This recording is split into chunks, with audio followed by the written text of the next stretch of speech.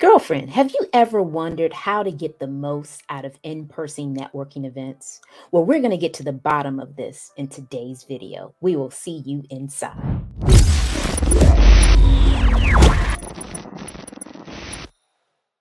Hi there. My name is Ingafay, and I am a confidence coach for home-based business owners. And in today's video, I want to share with you one of the first things you need to do before you go to a networking event.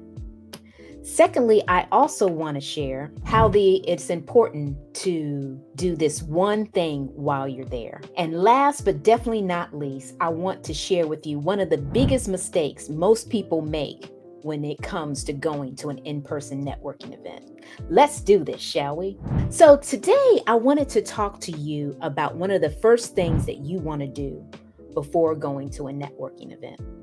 And the first thing that I would recommend that you do for in-person networking events is to arrive early. And why is that?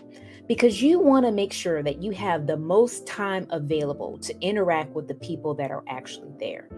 The more people that you interact with, the more potential you have to meet clients and prospects that could actually buy your product or service. So be sure to arrive early. The next thing I want to share with you is to make sure that however many people that you want to interact with at this networking event, that you do it before you actually eat. I'm sure that you've been to many luncheons and even coffees where people are eating. And typically, if you start to eat, the amount of networking that you can do is diminished. So before you even grab a plate of food, if you're going to a luncheon, you want to make sure that you have worked the room and really got the number of people you want to connect with done. And when I say connect with, maybe somebody you just want to grab a card from.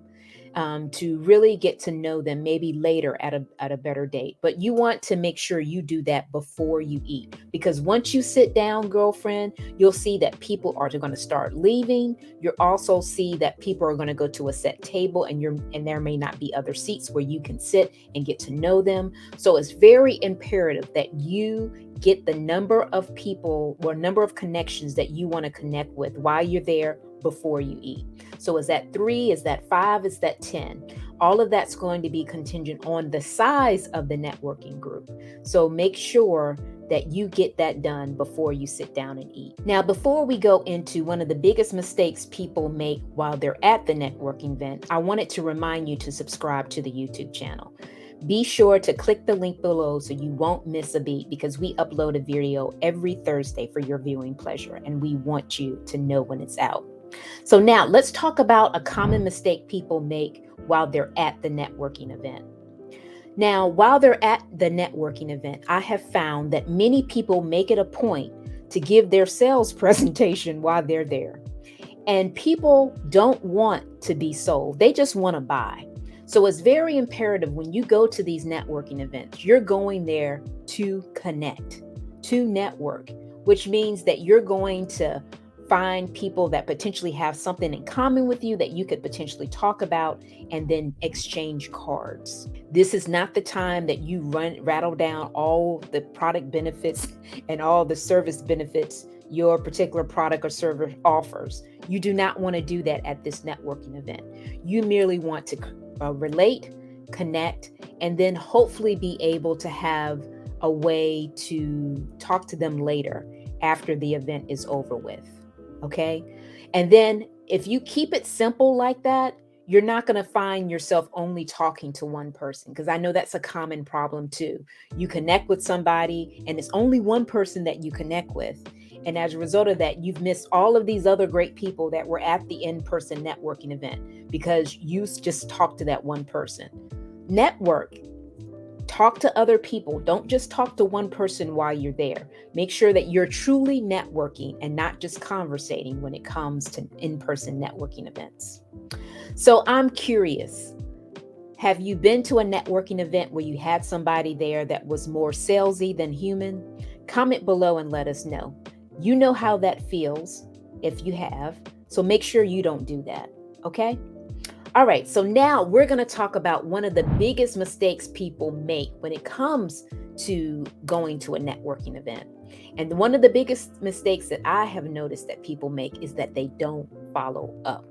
I'm sure you have heard that there is fortune in the follow up. So it's very imperative when you meet somebody and they give you their business card that you send them some kind of card or maybe even an email, so you can potentially meet up with them on a one-on-one basis where you can then find out more about what they do and how you can support each other. Because at the end of the day, we are all in business and can help one another grow each other's business. So when you go to these networking events, don't make it all about your product or service. Like I said in the last segment, you want to make sure that you are building relationships, because when you build relationships, these people could be referral sources for you.